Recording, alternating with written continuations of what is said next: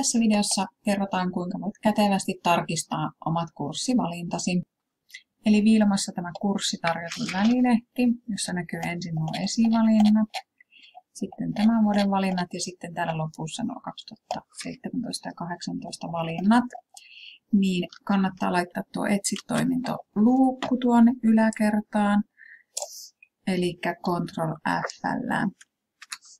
Ja sitten lähdetään järjestyksessä etsimään, eli onko äidinkielet valittuna. 4, 5 ja 6 löytyy. Onko mappi valittuna?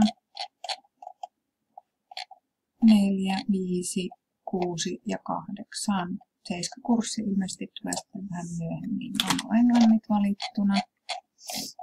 Kyllä 5, 6 ja 7. 8 eli suullinen kurssi ei sitten ole tässä mukana. Ja sitten nuo reaaliaineet ja kaikki järjestyksessä. Ja sitten tästä on kätevä laskea myös tuo kokonaiskurssimäärä, joka pitäisi olla sitten näillä 16 vuoden opiskelijalla se noin 30 kurssia. Kiitos!